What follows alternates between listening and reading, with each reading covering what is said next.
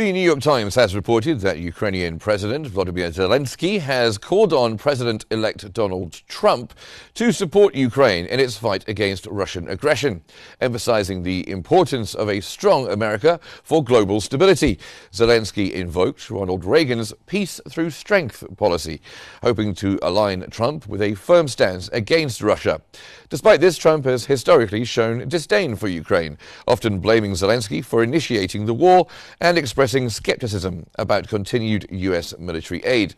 His admiration for Russian President Vladimir Putin and his transactional foreign policy approach raised concerns about future U.S. support for Ukraine.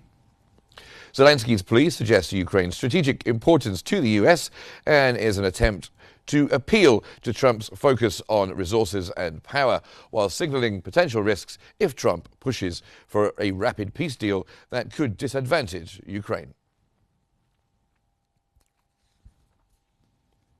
And to talk about this further, we are joined from New York by Professor B.L. De Silva, who is a political risk analyst and strategic expert as well. Thank you very much for joining us on the program, Professor. So with Ukraine escalating these drone strikes in Moscow's direction, could this signal a dangerous shift in the conflict's dynamics? Well, the Trump administration coming in next year will change the whole equation. And I think a lot of the European allies in NATO are scrambling. And I've just heard from the British that there's the Ukrainian delegation there trying to ramp up support from the UK in order to offset any, shortfall in support for their war effort against the Russians, with Trump, cutting that line off for them. So I think it's dire times for the Ukrainians, and Zelensky himself, I think his days are numbered. And we will see a number of changes taking place. Whether the Europeans are able to sustain the Ukrainian, defense remains to be seen. Okay, and you talk about NATO there. How do you assess NATO's recent pledge of additional support? And is it ever going to be enough?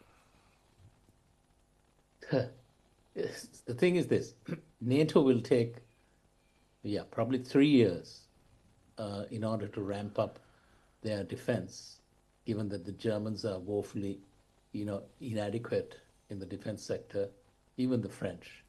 The Poles are the ones that have the biggest, tank army in the region, but I don't think it's enough for some, if say, for example, there is an incursion in the Baltic states, which is everyone's greatest fear, there wouldn't be time for NATO to really respond.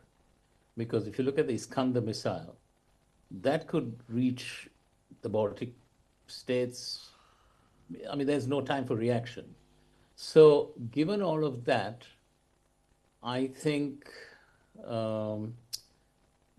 President Putin is on a stronger, platform than President Zelensky and the Ukrainians. So that's where the status quo is kind of shifting in favor of Russia.